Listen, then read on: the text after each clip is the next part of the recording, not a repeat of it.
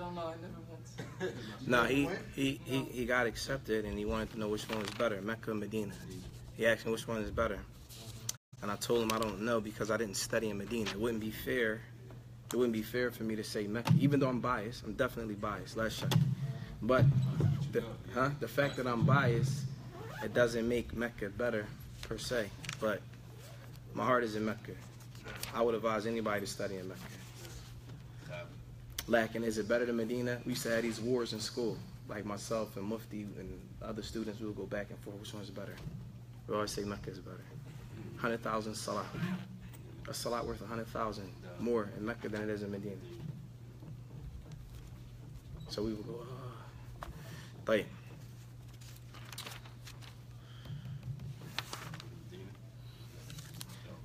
نبدأ إن شاء الله. بسم الله.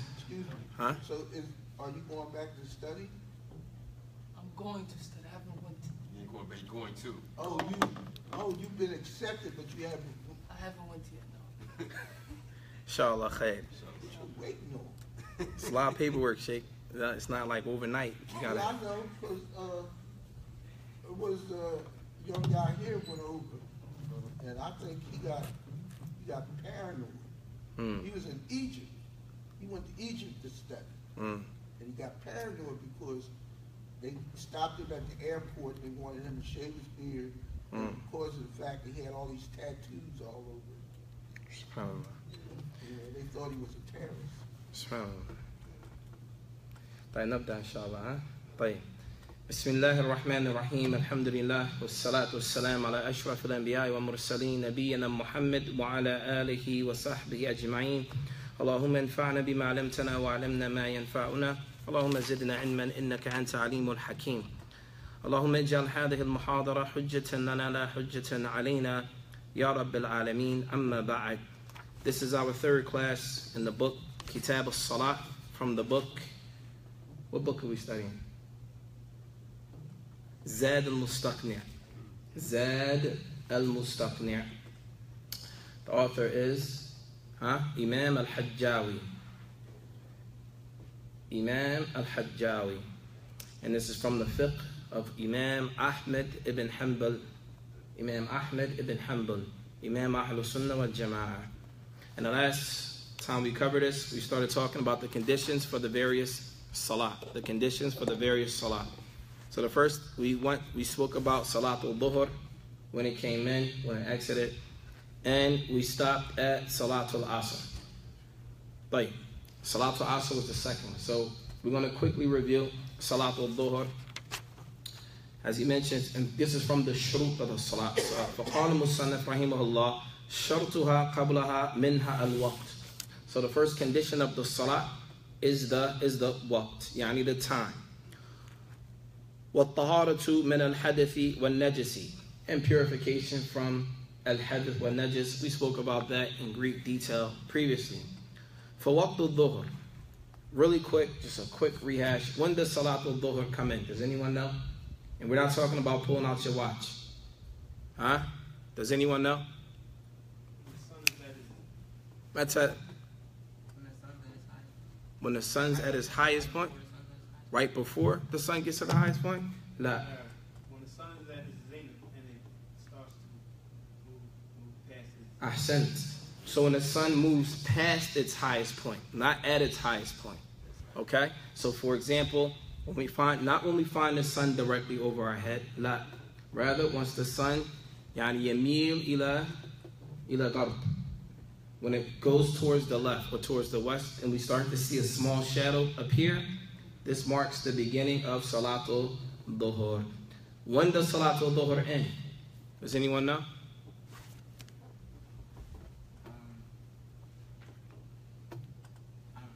You don't know. Mushkila. Like, When the shadow is the height of the object. ahsant. When the shadow reaches the length of the object that it's going against. Mathalan, for example, we have a pen. Okay?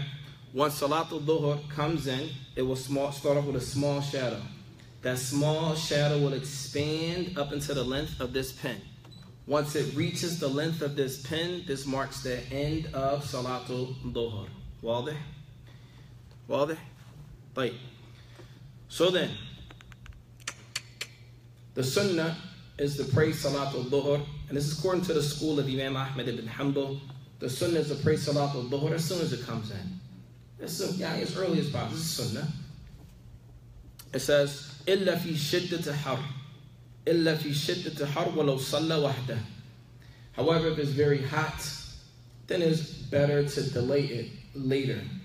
And as some of the ulama even mentioned, even if it means towards the end of Salat al-Dhuhr up until the beginning of Salat al-Asr. It doesn't mean that Salat al-Dhuhr, the time enters into Salat al-Asr. La. Rather towards the end. If you're in Jama'ah, when it's very hot, and you can pray Dhuhr, and then once Dhuhr is over, right before, and then you wait until Asr comes right in, then you pray Asr together. Meaning not together, but you pray Dhuhr first. Then once you finish praying Dhuhr, you wait until Asr comes in because it's close to Salat al-Asr, and then you pray Salat al-Asr. And this is what some of the ulama of the school Imam Ahmad mentioned with regards to the heat. As for what comes after that, then we're going to start with, for the day's dars, inshallah ta'ala, we're going to start with Salat al-Asr. Salat al-Asr. قال المصنف رحمه الله تعالى ويليه وقت العصر إلى مصير الفي مثليه بعد الفي الزوال. طيب. He says, and after it comes Salat al-Asr. Salat al-Asr, the time, وقت العصر إلى مصير الفي مثليه. طيب. So, once we already said that once the shadow reaches the same length of this pen, then that is the beginning of Salat al-what? Huh? Salat al-Asr. Salat al-Asr will go until this pen is what? It's double. Double. Mithlayhi. Yani it's double. Okay? But now, Salat al-Asr is tricky with its time. So before we get into that, we're going to talk about different times of the Salat. And then we'll explain it with regards to Salat al-Asr.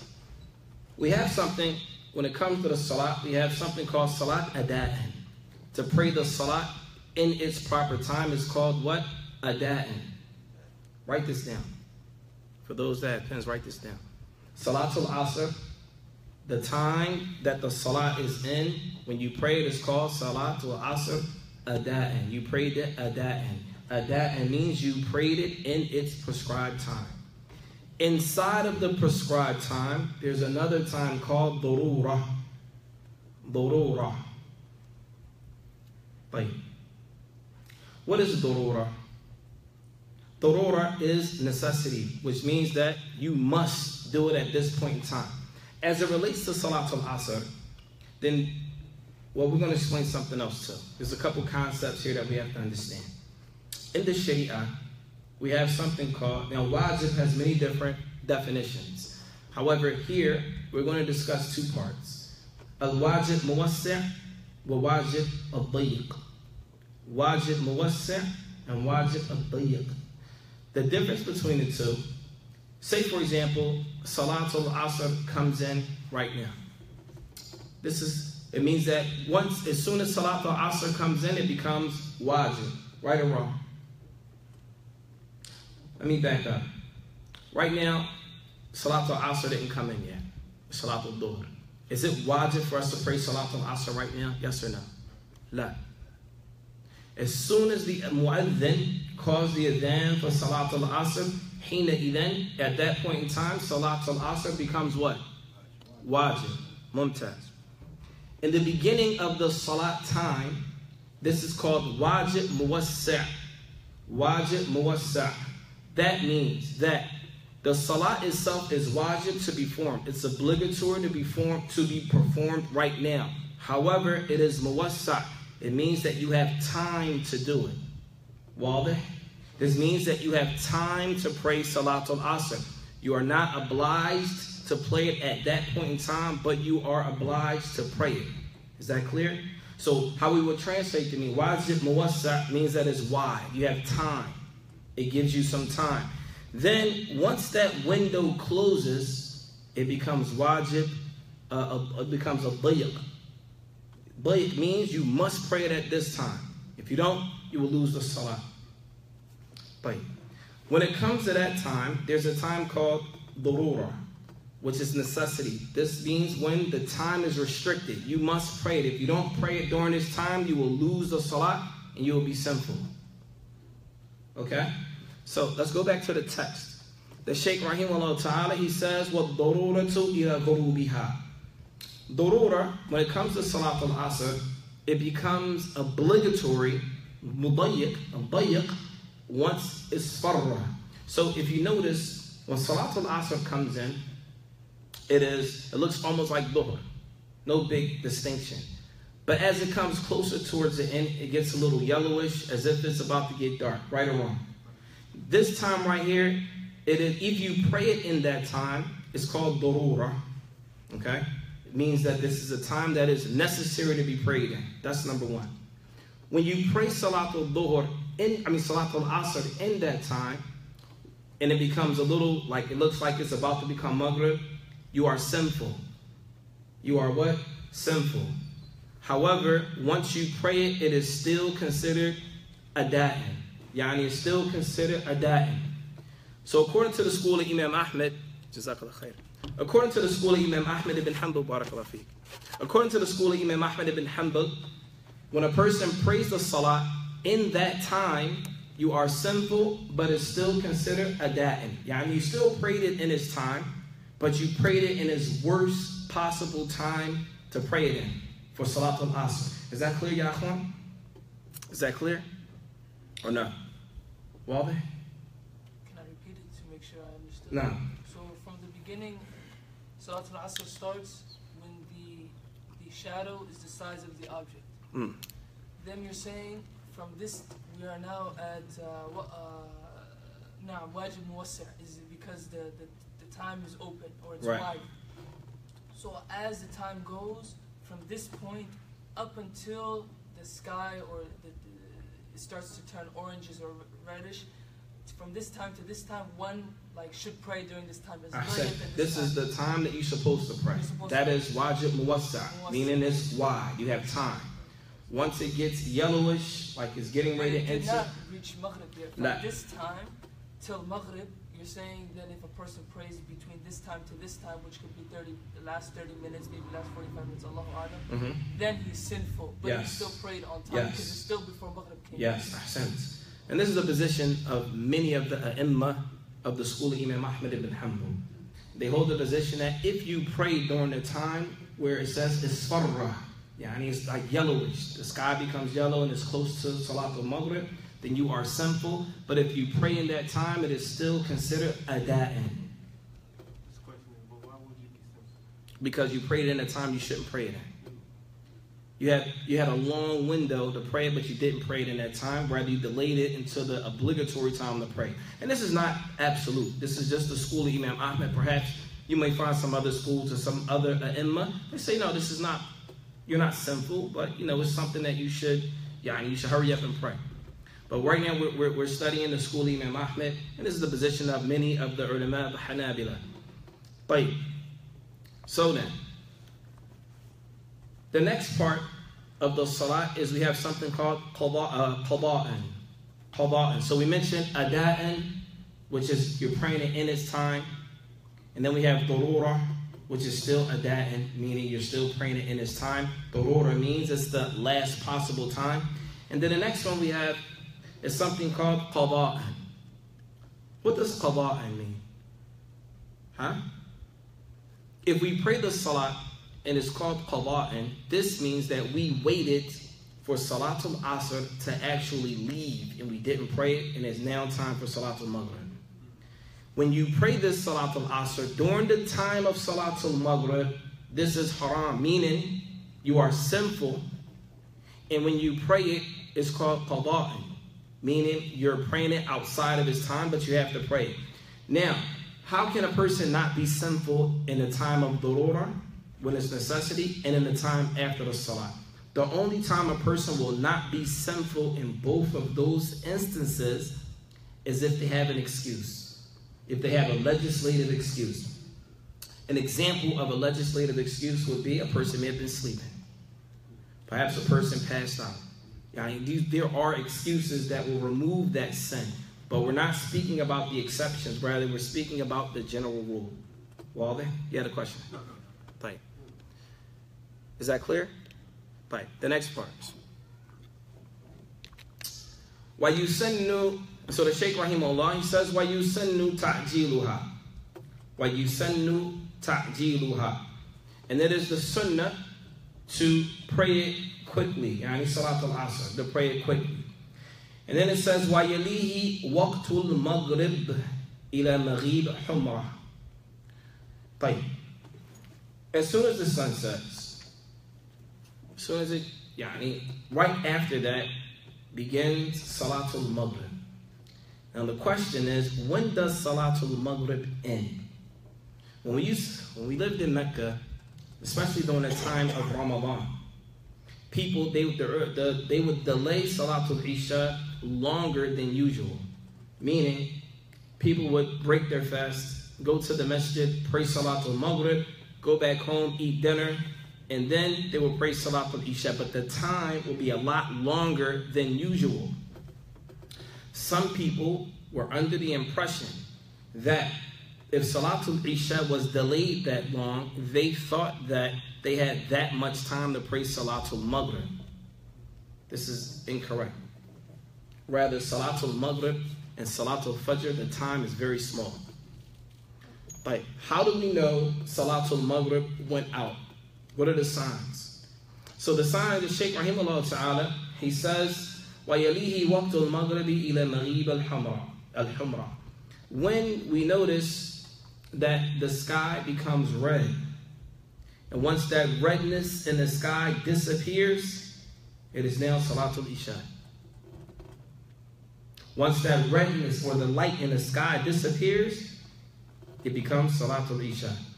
The next time you guys go to the masjid and you pray Salatul Maghrib, go outside and look. Look at the sky. It'll change. It'll start. It's light on one side and dark on the other side. Once that light disappears, once it is gone, then that represents Salatul Isha.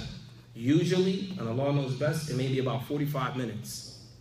45 minutes or so. In fact, Salatul Isha may be in, but on our calendars it doesn't say Salatul Isha yet.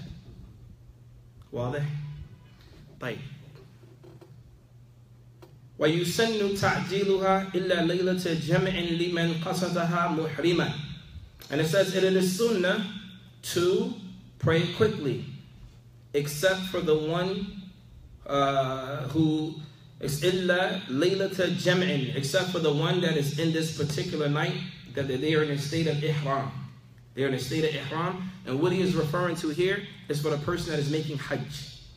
For the person that is making hajj, whoever just came back from hajj, a sheikh, you came back from hajj, you remember when you left Arafah, When you left Arafah, you went and stayed in Muzdalifah, sah? Alright. When you were in Muzdalifah, Maghrib, it came in during that time, right? And you guys didn't pray Maghrib, you waited and you delayed it and you prayed Maghrib and Isha together, correct? And you was in a state of ihram. This is what the Shaykh Rahimahullah Ta'ala is talking about. It's not sunnah to pray Salatul Maghrib early. Rather, you should delay it in a case if you're making hajj. If you're making hajj and you're in a state of ihram and you're going through Muzdalifah. You're going through Muzdalifah. For those that have not made hajj yet, may Allah bless all of you to be able to visit the house of Allah subhanahu wa ta'ala to make hajj and to fulfill that pillar of your deen. As for those who made hajj, then they understand this part here because they actually went through that and they had to learn this.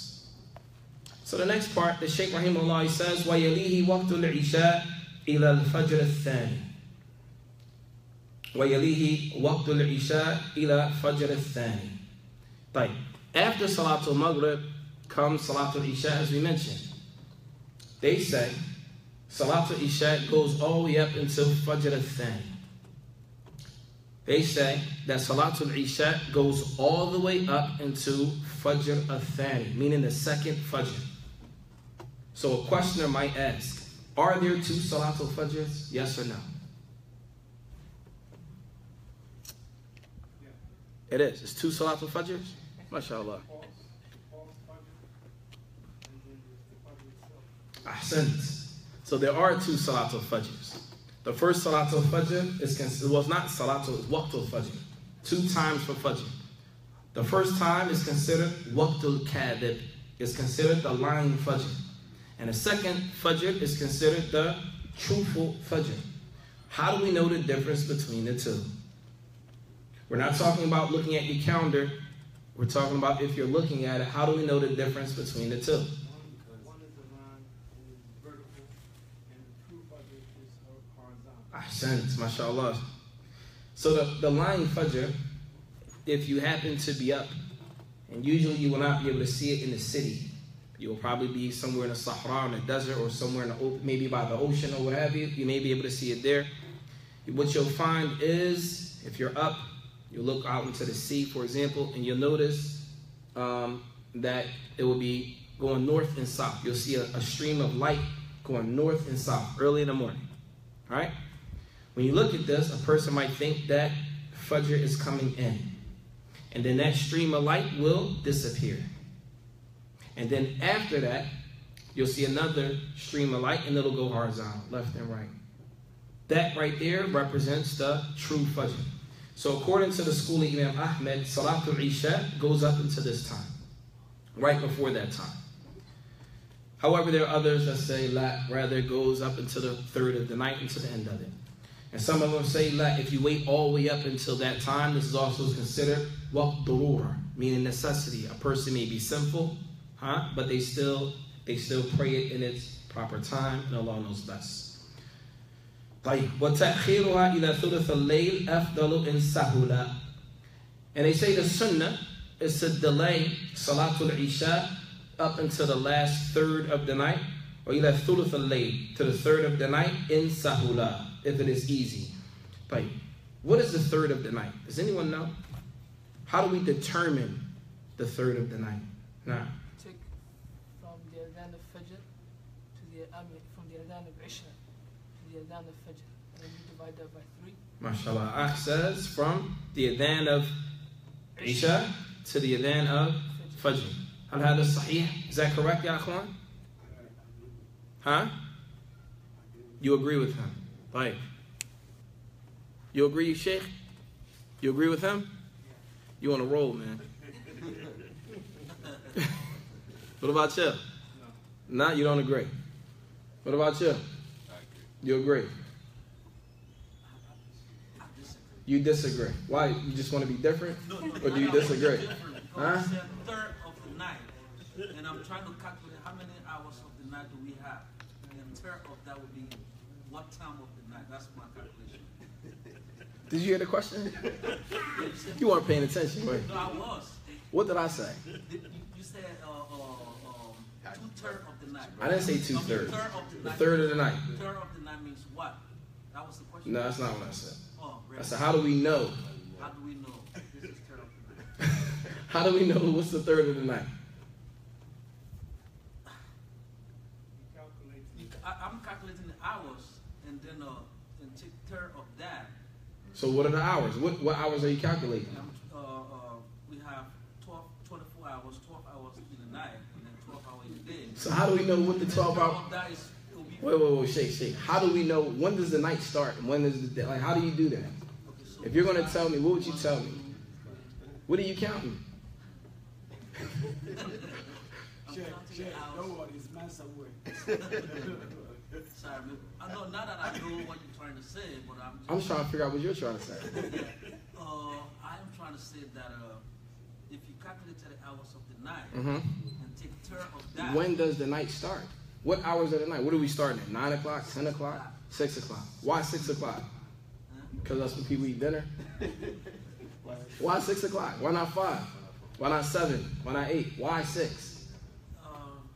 What are we using to gauge the night? How do we know when the night comes in? Because that's when the night starts to creep. Creep in. When does the night creep in? 6 o'clock? It starts to. What about in the summertime?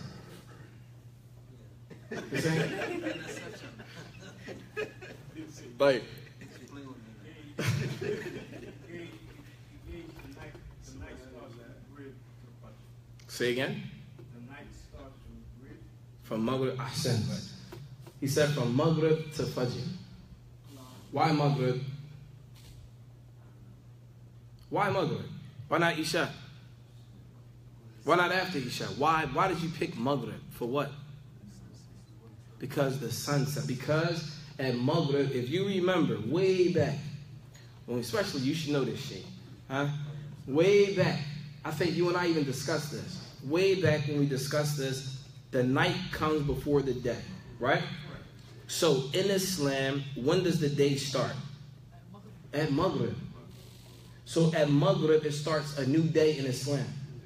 And then in the morning, meaning the night comes before the day.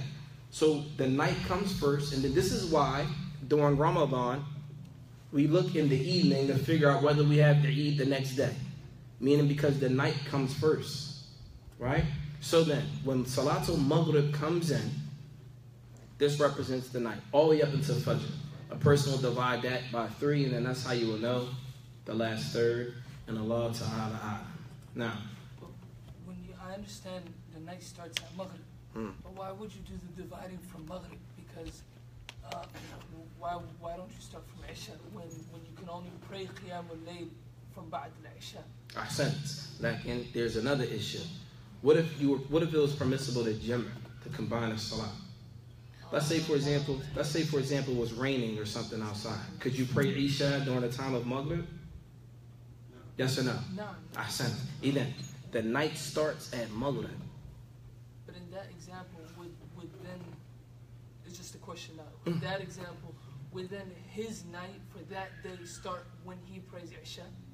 La, the night. Or does it just stay consistent? The night always starts at Maghrib. No. Always. But I'm saying Qiyam al-Layl, you said Tarawih. You're talking about Tarawih or Qiyam al-Layl? No, I'm just saying the splitting of 3. Why are we splitting from Maghrib and we don't split from Salat al-Isha? And then from Ba'd Salat al-Isha is when we could pray Qiyam al-Layl. Because that's the main point of the splitting of the nights, right? How some of the madahib, they say, mathalan, Salat al-Isha is from the time of Isha comes until the middle of the night. Right. So if that is the case, when we say middle of the night, would we divide the night from Maghrib till Fajr and then say the middle of the night, or would we divide the night from Isha to Fajr then say the middle of the night? Jayyid. That's what Jayyid. Ahsan. When you, in Islam, anytime we mention the layl, the night always starts at Maghrib. No. You cannot exclude Maghrib from the night. And if you notice, in the night, all of the salawat in the night are Jahran. We have Maghrib, Isha, even Fajr, right? You cannot, none of the ulama ever excluded. In fact, Maghrib and Isha, they're called, if you look through some of the books of Ahadith, they're both called the Isha'ain. I don't know if you ever come across that yet. You'll read that. You'll find in some Ahadith, when the Prophet ﷺ, when they refer to Isha, sometimes they say Isha'ain, meaning the 2 Ishas. Why are they called 2 Ishas? They're both in the night. And Allah knows best. Anytime in Islam, when they refer to Salat or any prayer at night, the night always starts with Maghrib. Always. Always starts with Maghrib.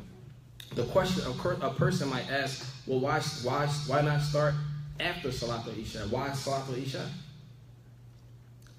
I'm asking you, if you're here, I'm asking you, why would you pick Salat al-Isha? Why not 2 hours after Isha? Why Isha? To start Qiyam al-Layl. You say Qiyam al-Layl is after Salat al-Isha. When after Salat al-Isha? When the person prays. So whenever he wants to pray, right? Yeah. But it's still considered in the night. Yes. Okay, so then listen. If a person were to combine the Salat, Maghrib and Isha, and they prayed Maghrib and Isha during the time of Maghrib, when can that person pray Qiyam al-Layl? Once he prays Isha. Even if it was in the time of Maghrib. Ahsan. So then it's the same. But because it's still in the evening. It's still considered delayed. And Allah knows best. Maybe I didn't explain it clear, but inshallah ta'ala. Now, Fadli Sheikh. Yes.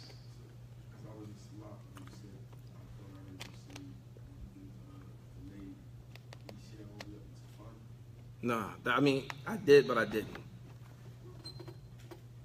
We're just talking about the time period of the Salat. Salat al-Isha up until Salat al-Fajr is the obligatory time to pray. And this is just according to Imam Ahmed.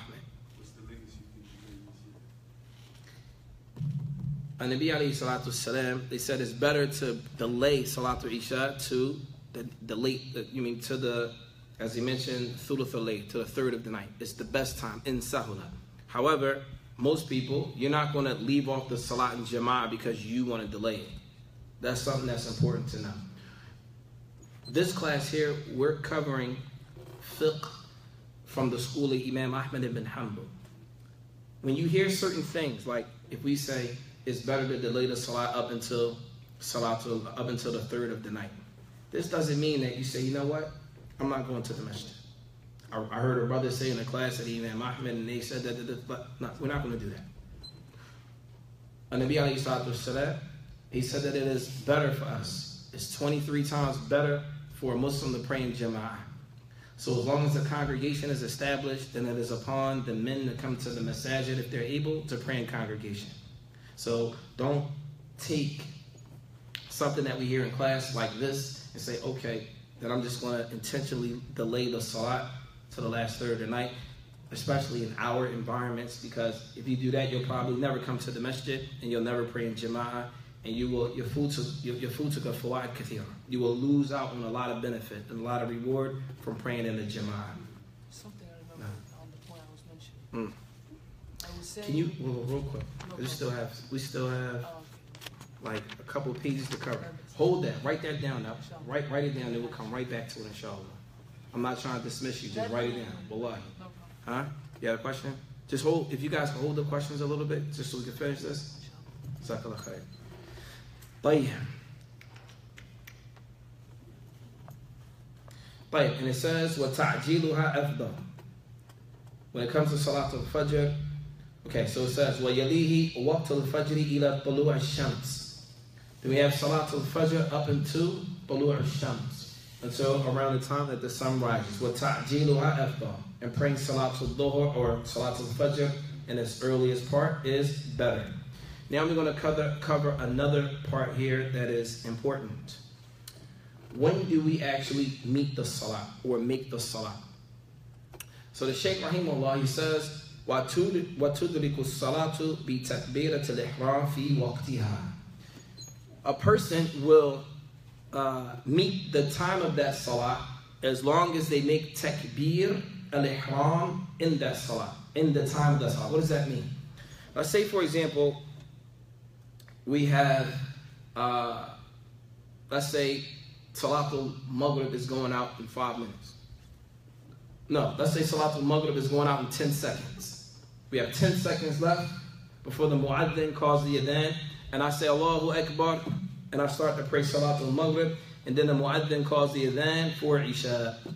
Is that Salah considered Ada'in, meaning I prayed it in its time, or is considered Qada'in, meaning I prayed it after its time? That's the question. Huh? You say in its time. What do you say? Qada'in. What do you say? In its time. Okay, mashallah. What about you? What do you say, Sheikh? In its time. What do you say? Mashallah.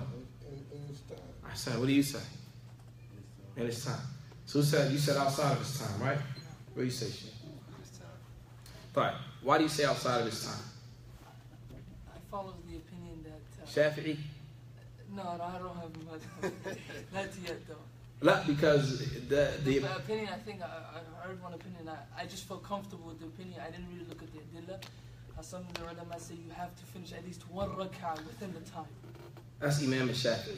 Well, I don't... Hey, I said no. No. Imam al-Shafi'i, rahimahullah ta'ala, he says what the brother said. You must pray one rak'ah in order to make the salah. Yeah. However, according to the Hanabila and the school of Imam Ahmad, as long as you make takbiratul ihram within that time, then you pray the salat ada'in, meaning you're not sinful. You're not sinful. Well, is that clear? Like, I figured you was going to say that. Like, so the next one, it says, وَلَا يُصَلِّي. So now we're getting ready to look at another issue here. Another issue. It says, وَلَا يُصَلِّي قَبْلَ غَلَبَةِ الظَّنِّ بِالدَّخُولِ وَقْتِهَا. Let's say, for example, we're all in a location and none of us know when Salatul Dhuhr is in. So the ulama mentioned a person does not pray unless they have something called Ghalabatul Dhan. What is Ghalabatul Dhan? Does anyone know? Ghalabatul Dhan means you have a strong a strong inclination that the salat is in, or a strong feeling that this is what it is. Not just, I don't know. No. You firmly believe that this is what it is. This is called ghalabatul dhann. So he says, a person does not pray until they have this strong concept or belief that the salat is in. How does a person know when the salat is in? So he says, imma, and he gives the ulama, he gives two conditions. Imma bijtihadin. Number one is either with their own ijtihad. What is ijtihad? Ijtihad is when a person, it looks at the evidence that's in front of them and they're able to identify that, yes, it is time for the salat. So either a person prays with ijtihad, meaning looking at the evidence that will support that the salat is in, or khabarin mutayaqinin, or a trustworthy person told them that and they were certain. So let's say, for example, we're all traveling. Let's give a scenario. We're all traveling. I don't have a watch. He doesn't have a watch. We're looking at the sky. I'm not sure. I don't even have a ghalabatul dhann. I'm in the middle. The brother here says, no, I'm pretty sure. I'm pretty sure that the salat is in. And we're together. Right? I trust what I don't know. I trust what he says, and we pray. If I believe him and we pray, then khayr is good. I can accept that. So it says, فَإِنْ أَحْرَمَ بِإِجْتِهَادٍ. So if we pray based off what he said, his own determination of, and I trusted him, and we pray off of what he said, فَبَانَ قَبْلَهُ. And then after we finish praying, we realize that we prayed dhuhr before Salatul Dhuhr. Do we have to pray it again, or are we still good? We have to pray it again? No. Who say no? So we don't have to pray dhuhr again. Why not? Because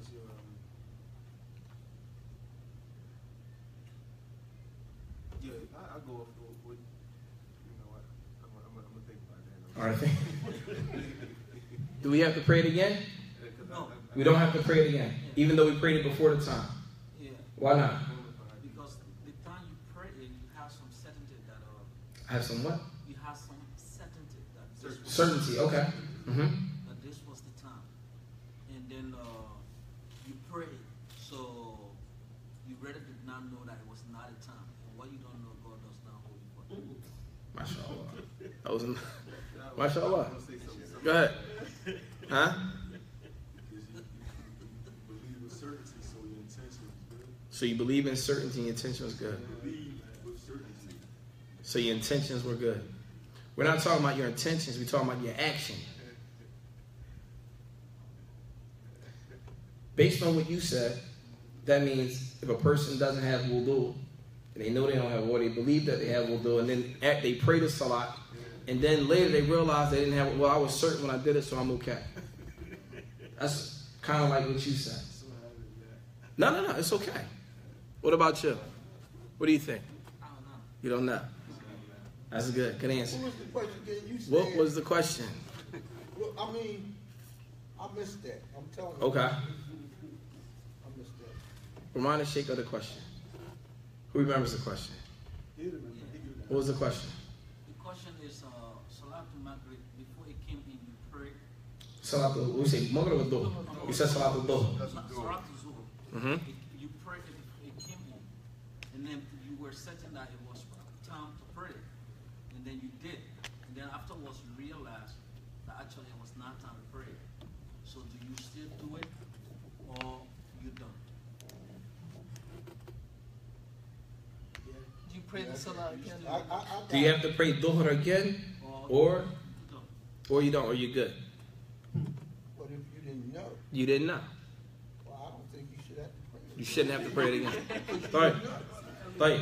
So the ulama, they mentioned about this. فَإِنْ أَحْرَمَ بِاجْتِهَادٍ.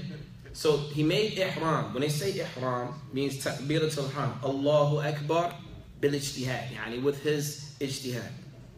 And then it says فَبَانَ قَبْلُهُ.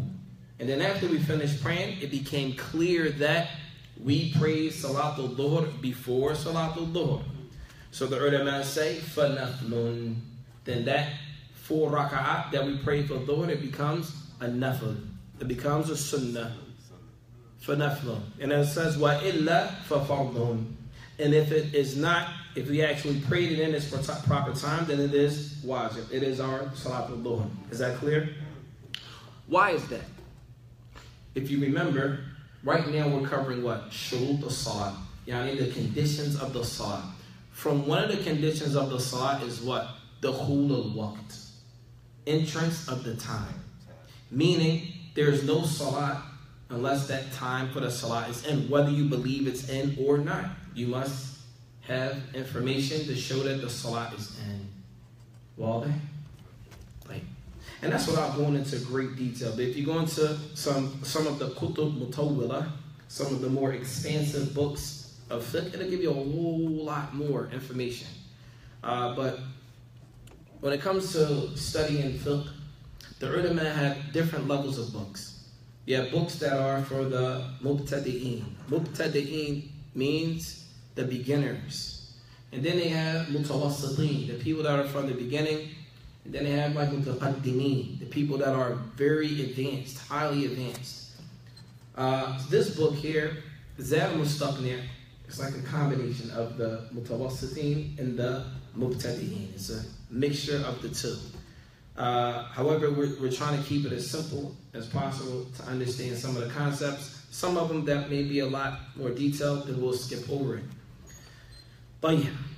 So here the Shaykh Rahimahullah, he says, فَإِنْ أَدْرَكَ مُكَلَّفٌ مِنْ وَقْتِهَا قَدْرَ تَحْرِيمَةٍ ثُمَّ زَالَ تَكْلِيفَهُ أَوْ حَاضَتْ.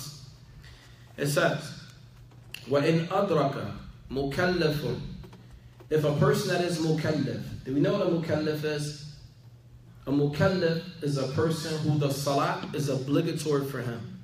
The salat, or rather the rights of Islam, the things that a person does, halal, haram, all of that becomes obligatory for that person now. So it says, وَإِنْ أَدْرَكَ مُكَلَّفٌ مِنْ وَقْتِهَا قَدْرَ تَحْرِيمَةِ ثُمَّ زَالَ تَكْلِيفُهُ. Let's say, for example, it's the beginning of Salatul Dhuhr. The mu'adhin called the adhan for Dhuhr. We're in Salatul Dhuhr. I didn't pray yet, or the brothers didn't pray yet. But we also know that Salatul Dhuhr is wajib upon who? Upon all of us, right? Alright. So we didn't pray. Or a sister. Salatul Dhuhr came in, and she didn't pray yet. Right? It says, ثُمَّ زَالَ تَكْلِيفُهُ. Then all of a sudden, the brother, while he's waiting for the salat, he passes out. Waiting for the salat. He wakes up during, Salatul Dhuhr. Or he wakes up at Salatul Maghrib. Does he still have to pray Salatul Dhuhr? Yes or no? Yes. Why? Why does he have to pray it? Because it was obligatory, because he was saying, or he had his faculties during that time period, so he has to make it up. He has to make it up. Same thing for a woman. Let's say a woman, and this is more, a person probably can understand more. During Salatul Dhuhr, a sister, she's ready to pray during Salatul Dhuhr. The mu'adhin called the adhan. We know that it's Salatul Dhuhr, and she's delaying her salat a little bit. Her intention is to pray, but she didn't get around to it yet. She went to the bathroom and realized that her menses were on, but it wasn't on when the time of Salatul Dhuhr came in. The fact that her menses is on now, once her menses is off, she has to make up that Salatul Dhuhr. Limada. Why is that? Because the salat came in and she was able to pray, and then she hadat, her menses came on. Is that clear? Right. ومن صار أهلا لوجوبها قبل خروج وقتها لزمته وما يجمع إليها قبلها. Here's another scenario. Let's say, for example, the same sister, we're talking about salat. We're going to use an example, Salatul Asr. Let's say it's Salatul Asr. Salatul Asr, towards the middle of Salatul Asr. And she realizes during this time, Sara Ahli Wajubiha. Her menses goes off in Salatul Asr. Before Salatul Asr leaves, her menses, they go off.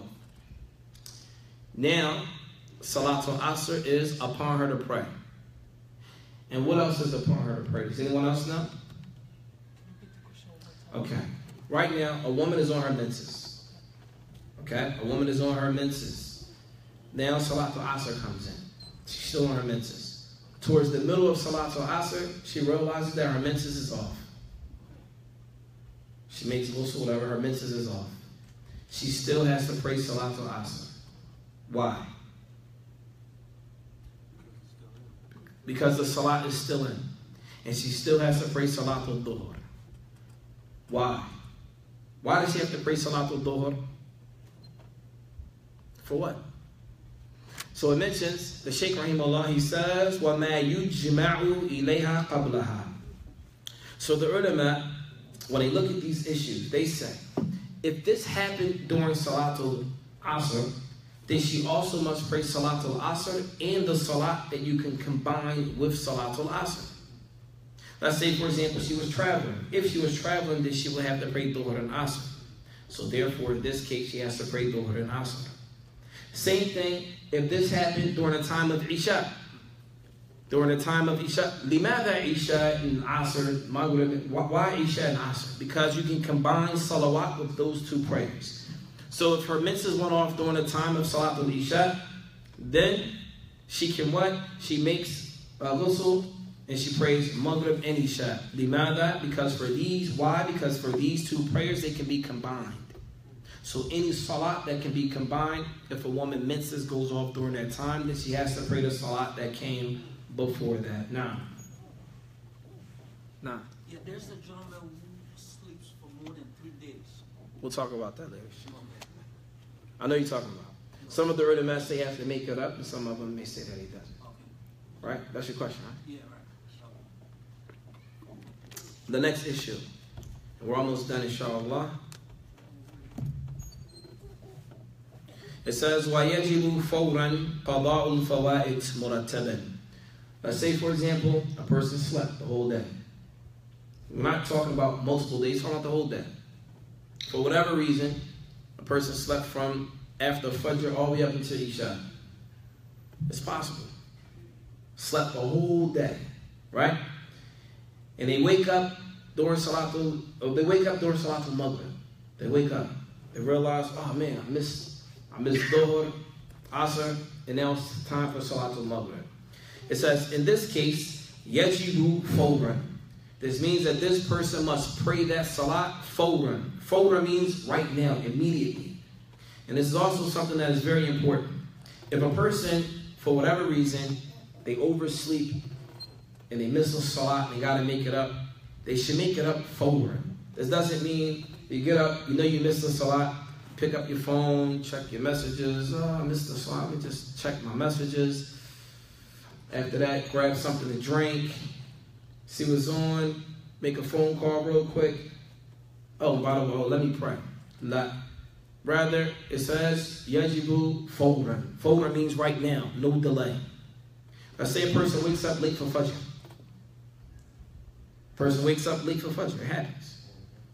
You wake up late for Fajr, grab your phone, who message? You already know that you're late for Fajr. You know that you missed the Salat. Grab your phone.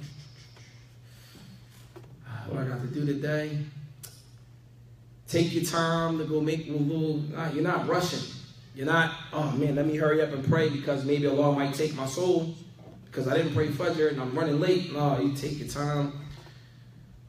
Open up the fridge, pour something to drink, for example. Take your time. Sit down. All right, let me go make wudu. La, hada ma yajuz. Fawran. Yajibu Fawran. It's wajib that you do it immediately. It says, Yajibu Fawran. Qada al-Fawaid. So in this case, the person slept, he woke up after Fajr, or he went to sleep after Fajr and didn't wake up until Maghrib. When he woke up at Maghrib, he woke up towards the beginning of Maghrib. So there's some time there. So then in this case, it is obligatory for him to hurry up and pray Dhuhr, then pray Asr, and then pray Maghrib. Murattaban. Murattaban means in that particular order. And then it says, وَيَسْقُطُ تَرْتِيبُ بِنِسْيَانِهِ. And a person, if they forget, let's say they missed a whole bunch of salat, and they forget the order and what it doesn't. In this case, if they're not thinking about the order, then the order is not important. Meaning, if you hurry up and prayed Asr, and you say, oh man, I forgot, prayed Asr first. Oh man, I didn't pray Dhuhr. I prayed Dhuhr. In this case, if they weren't thinking, then you can pray it out of order. If that person forgot, if that was possible in this case. And it says, وَبِخَشْيَةِ الْخُرُوجِ وَقْتَ الْإِخْتِيَارَ الْحَاضِرَةِ. And it is also, if a person fears, let's say for example, a person fears that Salatul Maghrib is about to go out. They didn't pray Dhuhr, they didn't pray Asr, they didn't pray Maghrib, and there's only a couple, maybe 10 minutes left for Salatul Maghrib. In this case, they must pray Salatul Hadirah. They must pray Salatul Maghrib first, so that they don't miss Salatul Maghrib. And then after that, then you go back and pray them in order, Dhuhr and then Asr. Wadah? Is that clear? Fine. We're going to stop with that, inshaAllah ta'ala, and we will pick up next week, inshaAllah, on Satrul Awrah. What needs to be covered during the Salat? Any questions? Open up the floor. Fadda. So, earlier I was saying that what I had thought for a long time, that when we divide the night, when the Prophet he would say that Qiyam al-Layl, the best is the last third, right, of the night. So I always thought the night would be divided min Salat al-Isha ila Salat al-Fajr. Also, I remembered the hadith of the Prophet where he would sleep half the night, wake up, pray a third, and then sleep for a sixth. Correct? So in this case, in this division of the night, it cannot start from Maghrib, but it would have to start from after Isha, because the Prophet did not sleep after Maghrib, but he would sleep after Isha.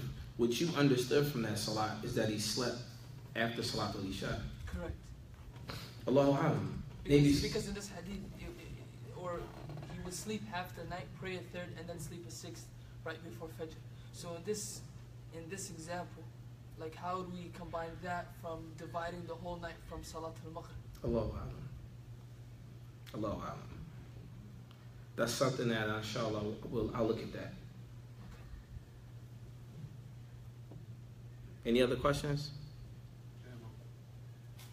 Even with that, it still doesn't mean that the night started after Salat al-Isha. No, I know when the night starts from Maghrib. You're just saying, how do you divide that time? The division of the time. That's all. No. What he's saying is, okay. I mean, that's what I would start from Maghrib. But then what you're saying is, when did he actually sleep? Exactly. Because in the hadith said he slept half. So if he slept half the night, let's assume. Have you heard this hadith? Yes. Hadith Ma'ruf. So if he slept half the night, prayed a third, and then slept a sixth, his sleeping, we know he didn't sleep after Maghrib. But in this case, he divided the night to how many parts? 6? 6 parts. Okay. Technically, yes. Technically 6 parts. Yeah. So he slept a third. And then slept a half or something? No, slept half. So then if you say half, then it will be 3. 3/6. Right? And then he prayed a third. 1 second. So if we say he slept 3/6, does that mean 3/6 continuously? I don't understand. Meaning, does that mean that if we say that the Prophet ﷺ slept half of the night, does that mean he slept half of the night continuously? I don't know. That's what I'm saying. You understand? It could have been broken up. Okay. For some reason, the way I understood it was continuously, because he said half, then he prayed. But when we say half, the first thing that comes to our mind is that he slept half continuously. Correct. Yes. But I don't know that. I haven't read the sharh of that hadith. That's true. Yeah. So this is why it's important. Inshallah, we go back to the hadith. Let's read what some of the Salaf said about that. Perhaps they have they might say that he slept a little bit here, and a little bit there, and a little bit there, and all of it added up to half of the night. So we don't know. Nah. Fadda.